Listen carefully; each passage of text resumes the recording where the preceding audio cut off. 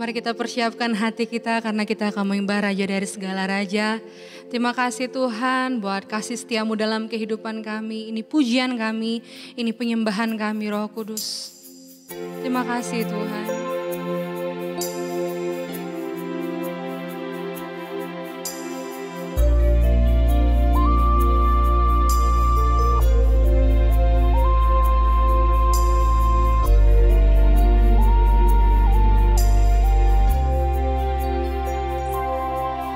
Ku bawa kepadamu, oh Tuhan, persembahanku ini. Ku ingin Engkau menerima korban syukurku melalui pujian.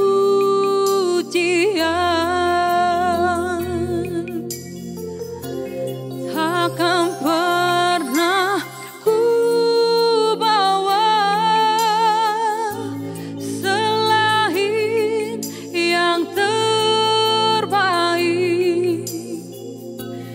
yang harum dan sejati.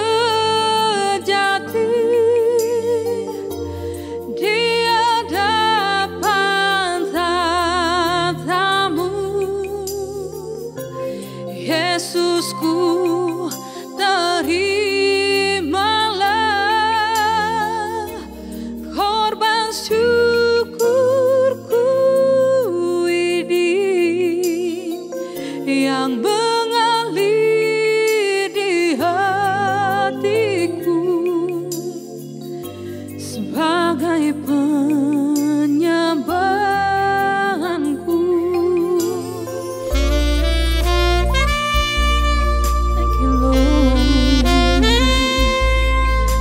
Datang Tuhan, mari sama-sama kita katakan, ku bawa kepadamu, oh Tuhan, penyembahanku ini. Ku ingin Engkau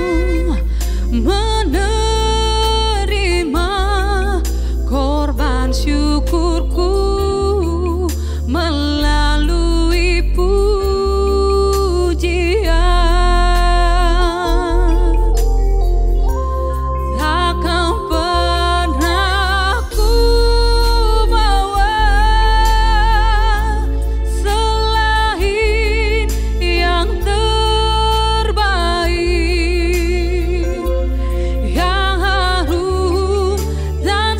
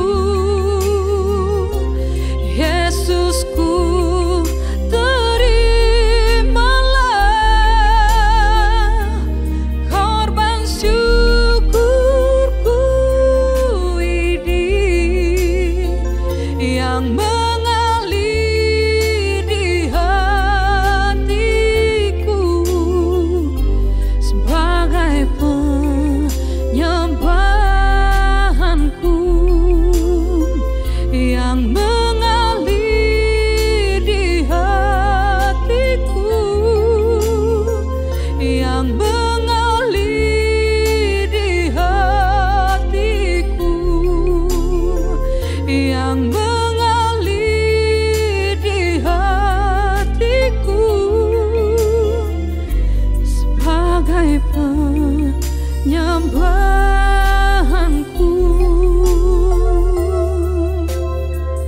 Oh, kami datang Tuhan, membawa korban pujian kami di hadapan tatamu. Kami naikkan syukur kami, pujian kami Tuhan. Terimalah ucapan syukur kami Tuhan. Wow.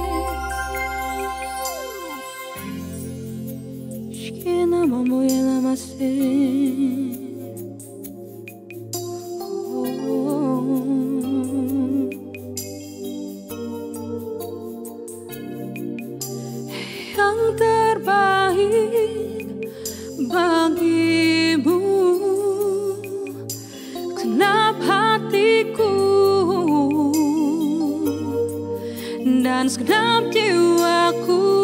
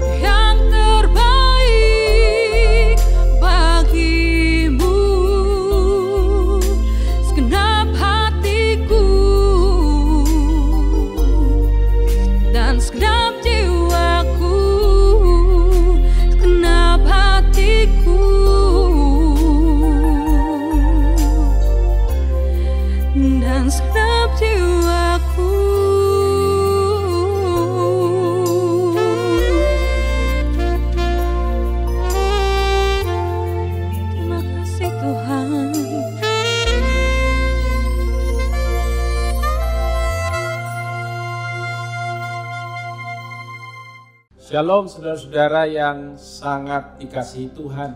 Kita ada di bulan di mana temanya adalah merupakan sebuah tema yang sangat penting dan sekalipun tidak mudah, karena tema keserupaan dengan Kristus adalah satu tema yang harus terjadi dalam kehidupan kita.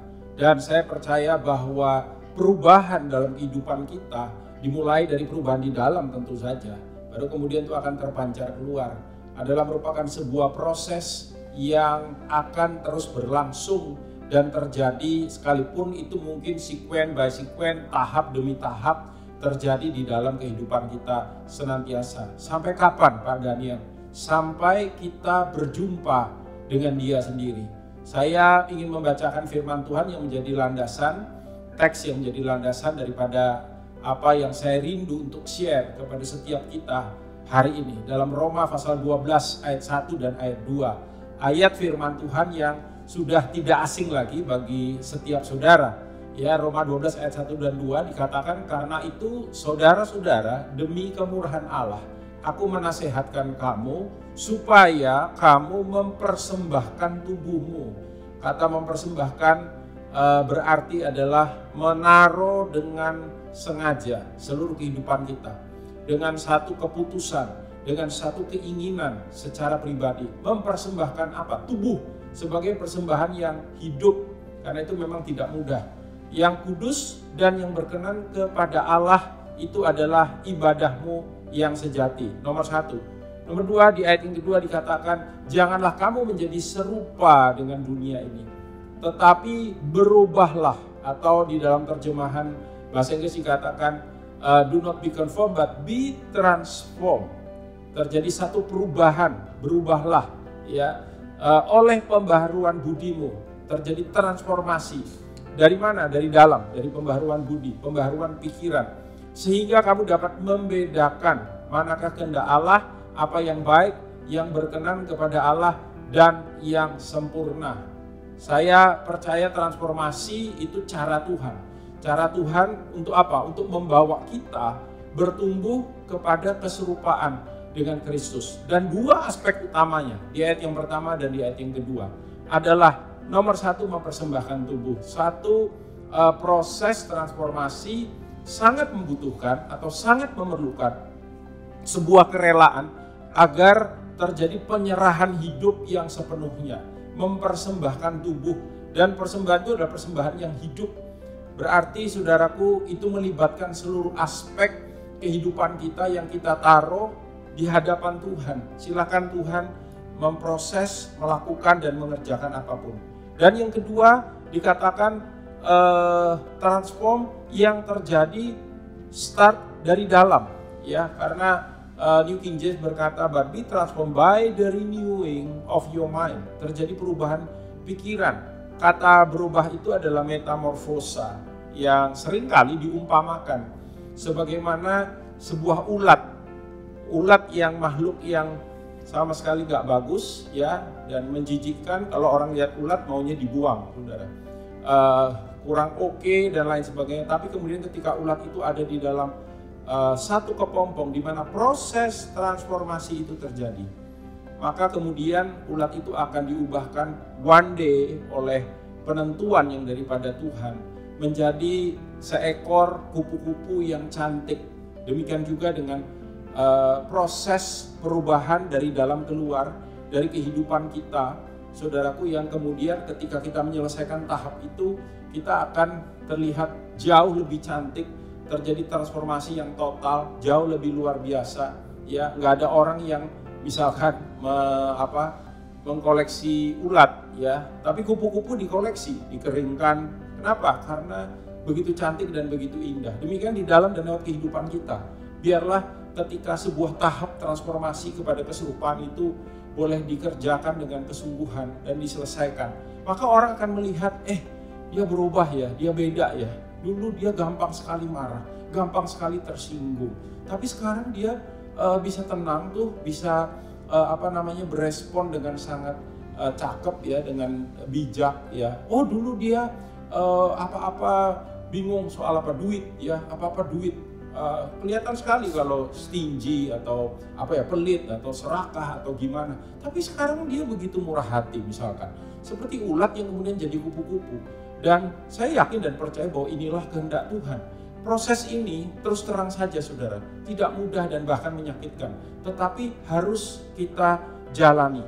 Ada 2 bagian ayat firman Tuhan yang saya mau bacakan buat saudara. Biarlah ini menjadi sebuah base, sebuah landasan, sebuah fondasi. Kita boleh mempersiapkan diri kita kalau kita mau mengalami proses perubahan keserupaan, di mana kita makin lama makin serupa dengan Dia sendiri. Yang pertama saya mau bacakan Yakobus pasal 1 ayat 2 sampai dengan ayat 4. Dikatakan, saudara-saudaraku, anggaplah sebagai suatu kebahagiaan. Anggaplah sebagai suatu kebahagiaan apabila kamu jatuh ke dalam berbagai-bagai pencobaan. Sebab kamu tahu bahwa ujian terhadap imanmu itu menghasilkan ketekunan. Dan biarlah ketekunan itu memperoleh buah yang matang, supaya kamu jadi sempurna dan utuh dan tak kekurangan suatu apapun. Ayat ini bicara tentang apa, saudara? Ayat ini bicara tentang kesukaran di dalam kehidupan. Tidak semua kesukaran itu datangnya dari musuh kita. Tidak semua yang kelihatannya menyakitkan dalam kehidupan kita atau membuat kita kehilangan kenyamanan atau apapun, itu datangnya dari iblis. Tidak, saudara. Karena itu jangan gampang-gampang tengking ya ketika hal-hal yang kelihatannya nggak enak terjadi pada kita. Dan Alkitab memakai kata, saudara, pencobaan. Ya, bisa pencobaan datang. Dan pencobaan itu diizinkan oleh Tuhan datang, disengaja datang. Supaya apa? Kita jadi tekun, dikatakan.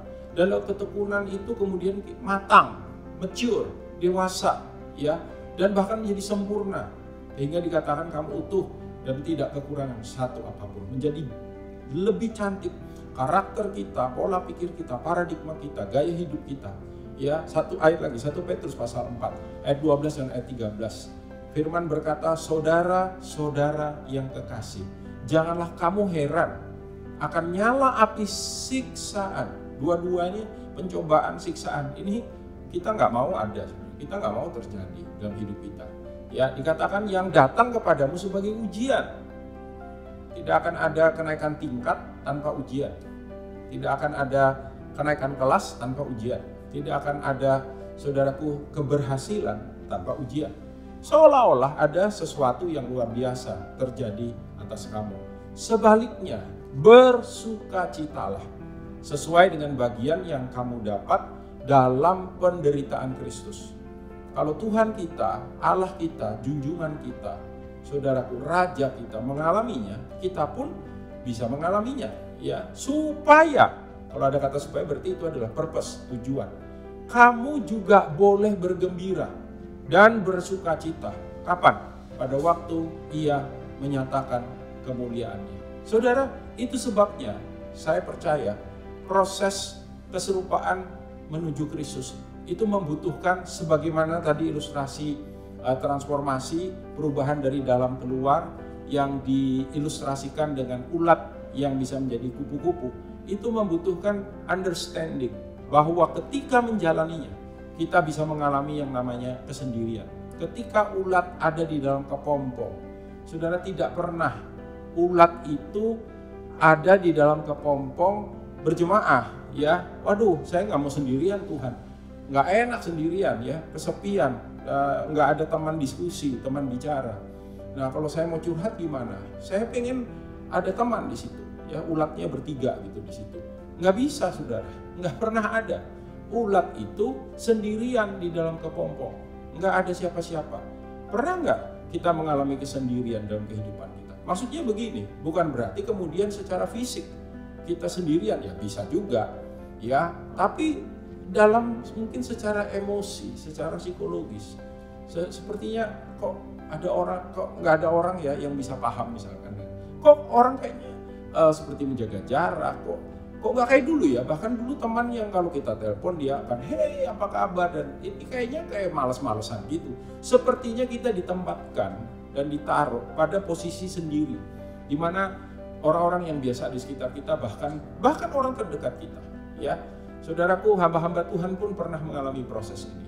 Misalkan dalam kitab Wahyu pasal 1 ayat yang ke-9 tertulis bagaimana Yohanes dikatakan, aku Yohanes saudara dan sekutumu dalam kesusahan. Ya, apa salahnya Yohanes? Enggak ada. Apa problemnya dia? Kenapa dia sampai dibuang? Ya, dia dibuang gara-gara dia mengikut Tuhan, gara-gara dia, saudaraku, anak Tuhan. Dan setiap anak pasti mirip sama bapaknya. Jadi proses itu yang menyebabkan kemudian dikatakan dia dibuang ke Patmos, ya. Dikatakan sekutumu dalam kesusahan, dalam kerajaan dan dalam ketekunan menantikan Yesus, berada di pulau yang bernama Patmos oleh karena firman Allah dan kesaksian yang diberikan oleh Yesus. Ini salah satu case yang ada dalam Alkitab. Bagaimana Yohanes di Patmos. Hamba-hamba Tuhan yang lain pernah mengalami yang sama kurang lebih. Elia pernah ditaruh di Sungai Kerit sendirian. Ada si temannya yang datang ngantar makanan, burung gagak ya saudara ya. Lalu kemudian Musa pernah di rumah mertua. Apa dia sendirian secara fisik? Tidak. Ada istrinya, ada saudara-saudara iparnya, ada mertuanya. Tapi kan beda ya saudara ya. Dan juga ketika dia di Gunung Sinai, saudaraku. Lalu kemudian Yesus sendiri mengalami yang sama. Dia di padang gurun 40 hari 40 malam berpuasa. Adakah hamba-hamba Tuhan yang lain yang mengalami yang sama? Banyak, saudara. Mereka yang seperti di separate ya, pisahkan daripada apa yang ada di sekitar mereka. Kesendirian. Lalu yang kedua, saya percaya bahwa prosesnya terus terang saja, saudara, seringkali terasa menyakitkan. Sakit tidak harus secara fisik, ya. Mungkin bisa aja ketika Yohanes di Patmos kan secara fisik kan gak enak, tapi terutama secara emosi, mungkin juga secara rohani.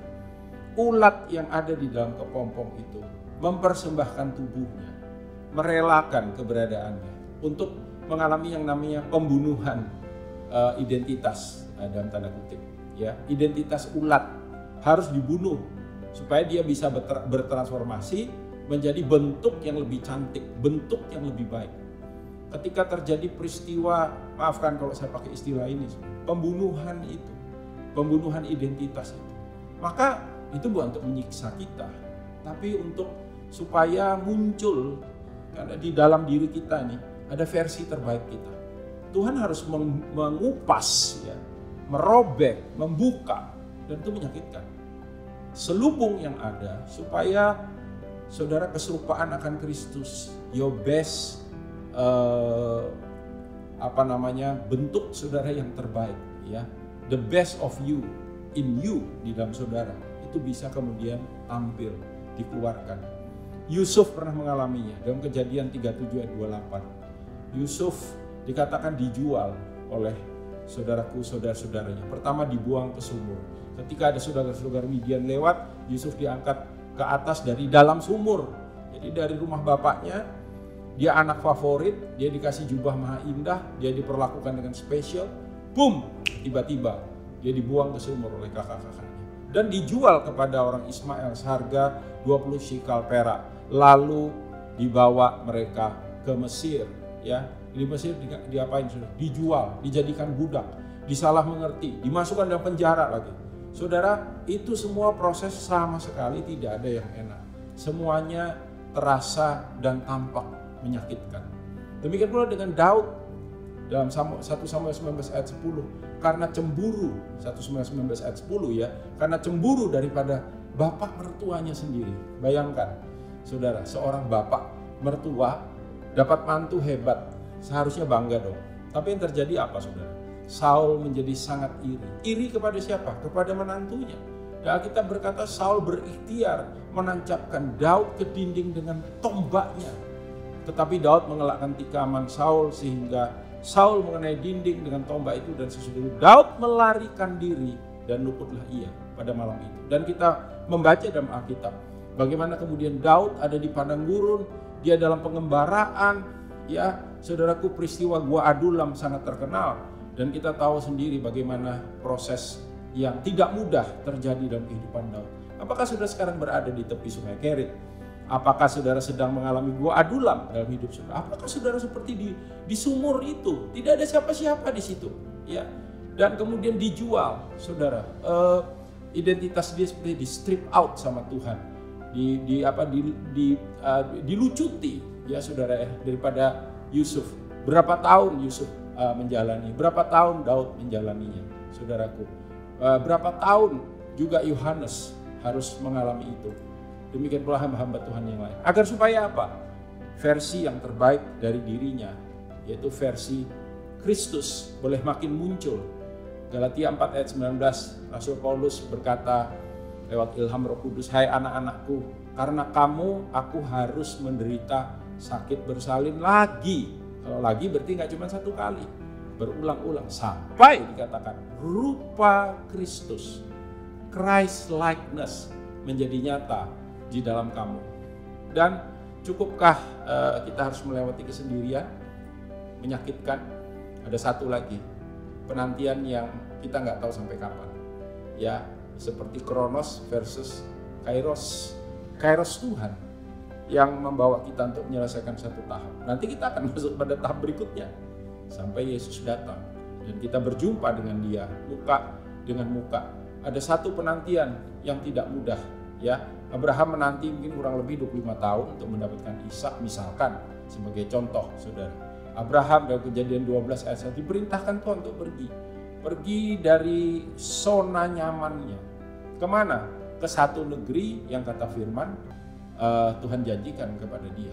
Dan saudaraku, dalam penantian itu kita melihat bagaimana proses demi proses terjadi dan dia menantikan apa yang Tuhan janjikan itu. Sepertinya kok tidak ada satu jaminan. Tetapi saudara, kita belajar dari Bapak leluhur kita ini, Bapak penuh iman ini. Dalam Roma 4 tertulis ayat 18 sampai dengan 21. Sebab sekalipun tidak ada dasar untuk berharap, namun Abraham berharap juga dan percaya bahwa ia akan menjadi bapak banyak bangsa menurut yang telah difirmankan. Karena itu dalam proses keserupaan ini, firman Tuhan adalah merupakan aspek utama selain daripada iman dan pengharapan kita, saudara. Demikianlah banyaknya nanti keturunan. Tuhan tidak mungkin mengingkari firman-Nya sendiri. Imannya tidak menjadi lemah walaupun ia mengetahui bahwa tubuhnya sudah sangat lemah karena usianya telah kira-kira 100 tahun dan bahwa rahim Sarah telah tertutup. Kita udah sering dengar hal ini, ya. Ayat 20 dikatakan, tetapi terhadap janji Allah ia tidak bimbang karena ketidakpercayaan, malah ia diperkuat dalam imannya dan ia memuliakan Allah dengan penuh keyakinan bahwa Allah berkuasa untuk melaksanakan apa yang telah ia janjikan. Saudara, kalau kita melihat semua ayat-ayat, kalau kita melihat semua harga daripada proses keserupaan, kalau kita mencoba memikirkan, kita mungkin bilang begini, Tuhan, kalau begini caranya, tidak ada seorang pun yang mampu. Betul, saudara.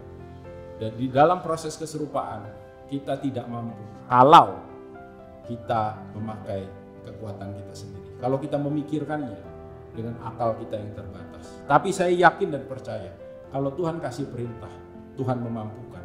Kalau Tuhan kasih perintah, Tuhan menyertai. 36 tahun kurang lebih saya mengikut Tuhan sampai hari ini. Puji Tuhan, saudara, ada mereka yang gagal tengah jalan, seperti ulat yang dalam kepompong itu yang mungkin gak sabar, diaborsi prosesnya.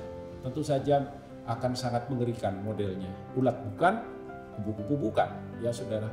Tapi saya berdoa kita semua, saya percaya dalam penyertaan, dalam anugerah kasih karunia kekuatan yang daripada Dia, boleh menyelesaikan apa yang Dia inginkan yaitu bagaimana hari ke hari, tahap demi tahap, proses demi proses kita kerjakan dengan setia. Dan saya percaya, saya akan tutup dengan ayat ini, 2 Korintus 3 ayat yang ke-18. Ada pengharapan bagi kita semua. Sekarang Allah bekerja di dalam kita.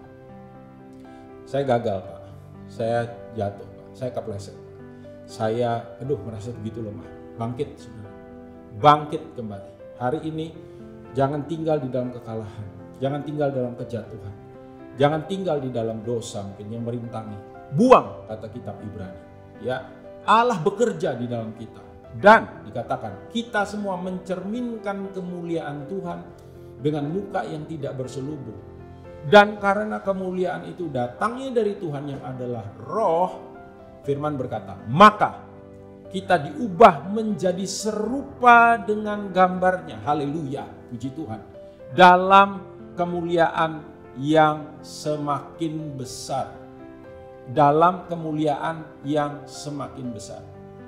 Ya, kapan selesainya proses? Ketika kita berjumpa dengan Dia. Tapi sementara kita hidup di atas muka bumi ini, mari saudara, kita melakukan dan mengerjakannya. Karena Alkitab bilang gini, anugerahnya, kasih karunia-Nya akan memampukan kita. Bagian kita apa? Bagian kita tidak menyerah. Itu berarti kita menaruh iman di dalamnya dan kita percaya kepada setiap janji. Seperti kata Abraham, bahkan ketika kondisi dan keadaan sudah tidak memungkinkan. Bukankah Abraham dan Sarah mengalaminya? Tapi satu hari kuasa Tuhan menjamah, menjangkau dan mengubahkan mereka. Ishak dilahirkan dan kita melihat hari ini termasuk kita yang dalam iman percaya kepada karya Sang Raja. Kita menjadi bagian dari janji yang dinyatakan bagi setiap yang percaya. Percayalah, mari kita berdoa. Bapa, terima kasih kira-kiranya firman sederhana ini boleh Tuhan terjadi di dalam kehidupan kami. Memang tidak mudah, memang sulit, prosesnya panjang, melelahkan, menyakitkan kadang-kadang. Tapi anugerah-Mu akan memberi kekuatan. Dan kami akan berjalan hari demi hari. Dan semakin hari kami boleh melihat keserupaan semakin nyata.